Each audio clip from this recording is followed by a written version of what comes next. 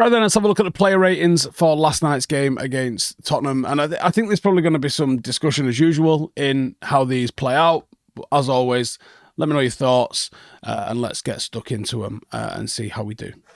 Right, first of all, then, we have to talk about the goalkeeper, and we're going to talk about the goalkeeper, and we're not going to talk about him in a very nice way. It was a hell of a night to forget. It's about as bad as a performance as anyone's had in a United shirt this year, and for that reason, it's a 3. I can't rate him more than a 3. It was an absolute night to forget. Directly contributes to a couple of Tottenham's goals, offers nothing in terms of...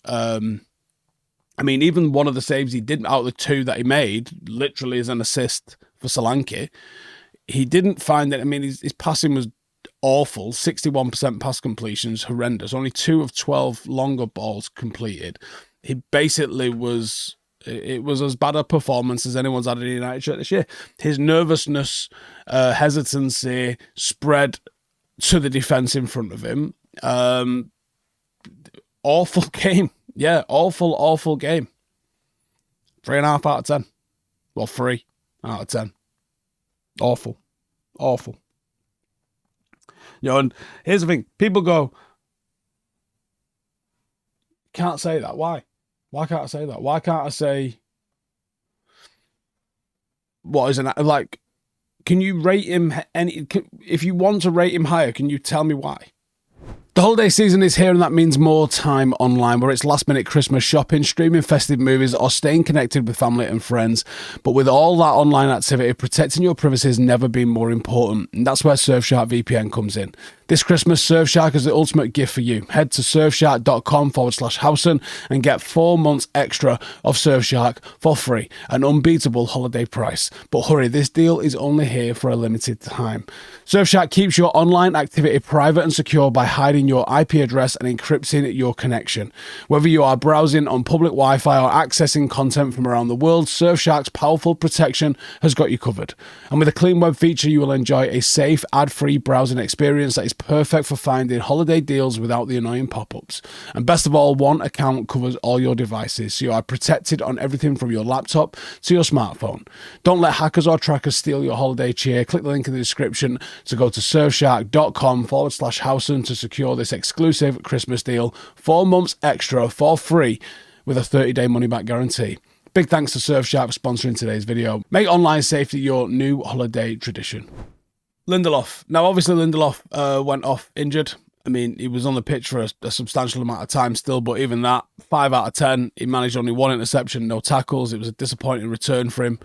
Didn't really want to step out and engage any attackers. That allowed Spurs to dictate in dangerous areas. Possession was steady, 86% pass accuracy, but most of the passes were conservative. Didn't really look to progress the ball at all. He struggled physically against Solanke, who did pin him and created openings for the rest of the Spurs runners.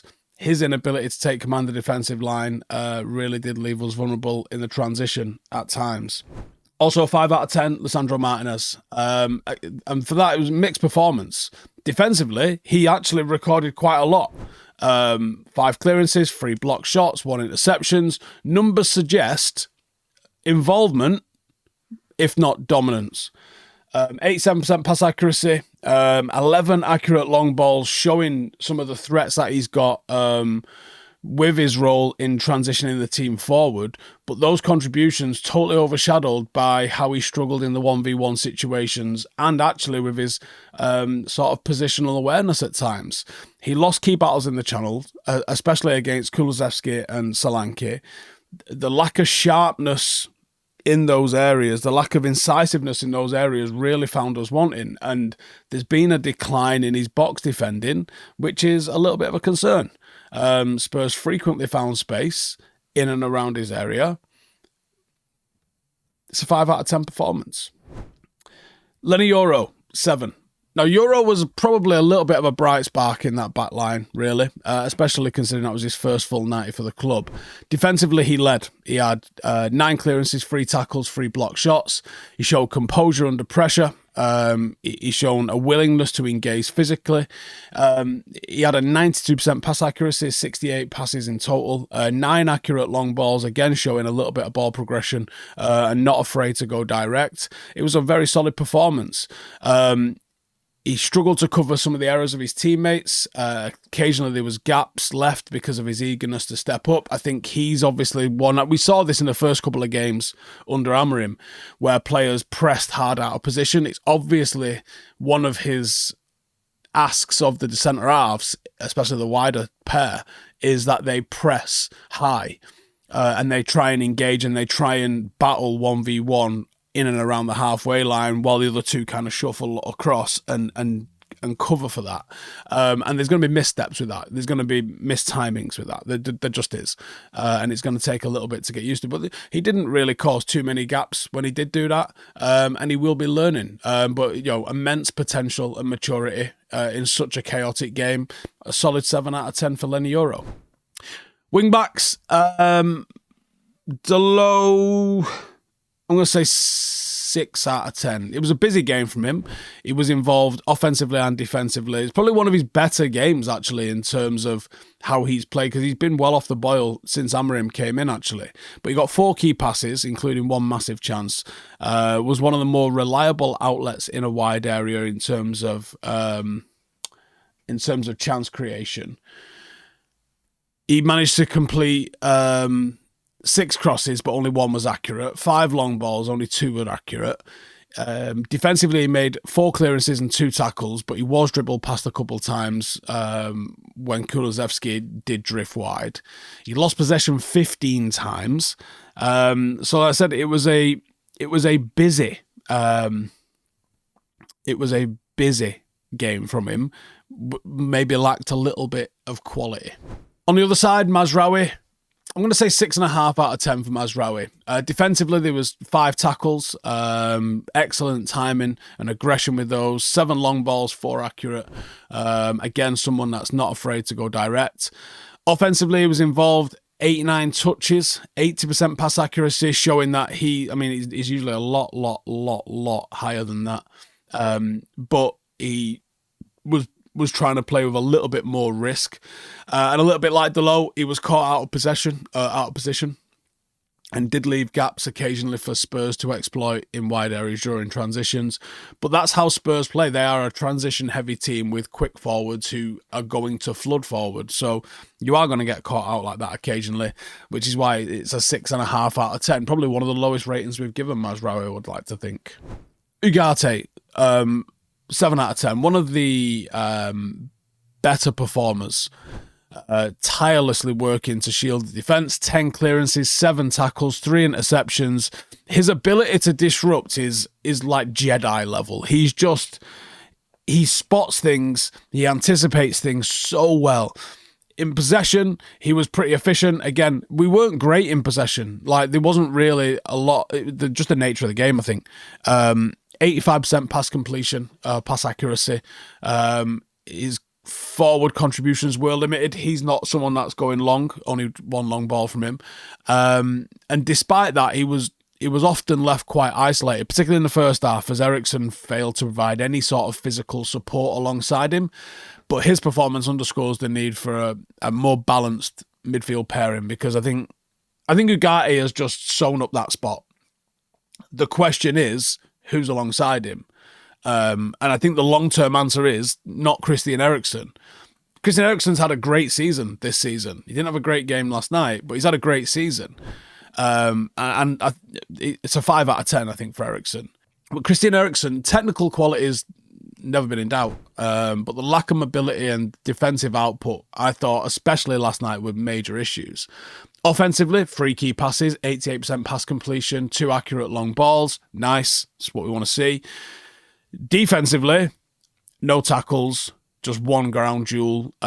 Basically left Ugarte to be a 1-man midfield defence. Positioning was poor during Spurs' counter-attacks. Often left gaps that Maddison and Kulusevski completely exploited. But it's not really a shock. Eriksen might be really better suited to being one of the 10s in this system, and gives even Bruno a little bit more energy alongside Ugarte in midfield might really shore United up. But yeah, it was poor from him, even though he's had a good season. Wasn't him. Maybe it wasn't the opposition for him. The energy and energetic midfield. But again, is this Amorim just having a look at every single player in the team? It could be, couldn't it? Forwards, Anthony. Gets his opportunity as one of the sort of 10s after a few cameos as a wing-back, and it's a 4.5 out of 10. 4 dribbles attempted, and non-complete.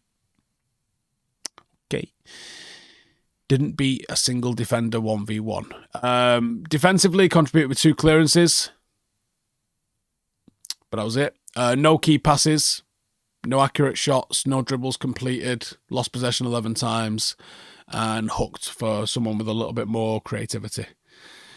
Not a good audition for more minutes. Poor. I just don't think he's a United player. I think that Amarim's making his mind up on some players, and I think it's very easy to make your mind up on Anthony, but yeah. Bruno Fernandes, another one with a mixed game. Offensively, 3 key passes, tried 8 crosses, non-accurate. 5 long balls, 3 accurate. Defensively, 2 clearances, 1 tackle. Pressed hard, but lost possession 16 times. Was over-ambitious and a little bit wasteful, probably, in the final third. So 6.5 out of 10 for the old captain there.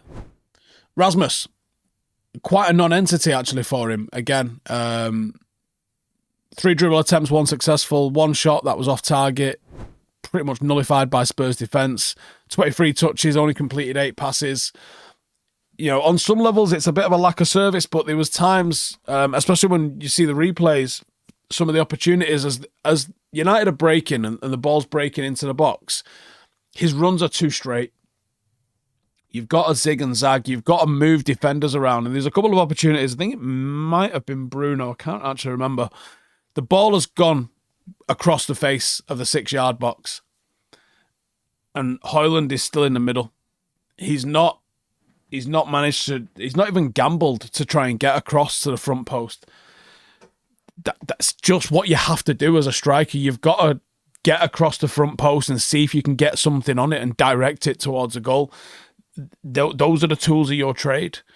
You know, I do have sympathy for the lack of service that he gets at times, but he's also got to meet people halfway and he's got to start creating stuff. So it's a 5 out of 10 performance from Højlund, I thought. In a game where you probably thought there was space to make something happen. Substitutes then, Amad Diallo, it's an 8 out of 10, totally changed the game. Scored a goal, got an assist, 2 out of 2 dribbles, making him the most effective attacking player on the pitch, created 1 big chance, played with confidence, precision, arrogance, injected a little bit of life into United's attack, scores a goal by pressing. The performance just completely solidifies the case that not only does he start ahead of Anthony, like it shouldn't even be a consideration that they're not even in the same stratosphere. I don't think there's another forward or winger at the club that comes close to him at the moment. Without him, we'd be deep in the shit. Xerxes, 7 out of 10. He pressed. He forced one of the errors for one of the goals. Didn't have a lot in terms of touches, but his physicality and movement just caused all sorts of problems for Spurs. They actually couldn't deal with him. United had gone a little bit direct at times as we got more desperate as the game was running out, and Xerxes really looked like a big asset. So 7 out of 10. Did all right, was involved. Garnacho, 6 out of 10. Again, brought energy, brought directness, but didn't actually manage to really make too much of an impact. He did complete 2 dribbles, but there was no end product from them. Lost the ball after he'd completed the dribble. So, yeah, 6 out of 10 for Garnacho. A little bit of energy, but not really much product. Kobbie Mainoo, 6. Again, I think it's a little bit mixed. It was low in terms of pass completion and composure, which normally, he's high 80s, low 90s, usually 69%. Only won 4 out of 10 duels, made 1 interception. He kind of struggled defensively. Wasn't his usual sort of self, and maybe shown that he's not quite got the legs to play alongside an Ugarte in that sort of circumstance. And, he did work hard. He did try and assert himself. He just didn't really have the sort of impact you would hope, and was a little bit bypassed when it came to the opposition midfield kind of cutting through him. Johnny Evans, so tempted to rate him higher. I'm going to say 6. He came in, was steady and unspectacular. You can see what he brings around in terms of organisation. His actual impact, 1 clearance, 1 block shot, didn't actually make a tackle. Offensively, obviously scored. 86% pass completion, 25 out of 29. Most of them were short. That's what he comes on and does. 1 accurate long ball. Was 2 out of 2 for his aerial duels. 6 out of 10, really, I think, for Johnny Evans. And the gaffer, I'm going to say 7.5 for the gaffer. I actually thought, his substitutions nearly rescued the game. He's shown really good tactical adaptability and trust. Starting 11 was not good, but I understand why he played the starting 11 in terms of, I think he's still in the let's see what everyone's about kind of mode. Recruitment in key positions is going to be essential for what he does going forward. And I actually can't wait to see if this club is able to realise Amarim's vision for this team, because as I've said on a handful of videos now, United have gone to the top of the league away from home and we've taken the ball. That's really good. I'm really impressed with that. That's something to really build off and from, and we will build off and from it, and we will be better for it once we've done that. But he's got to be allowed to build his team with the right sort of tools that can get to this vision, because United could be a force under this guy. We really could. Let me know your thoughts. Let me know your ratings. Any questions, anything like that, bang it in the comments below, and I'll catch you in the next one. Laters.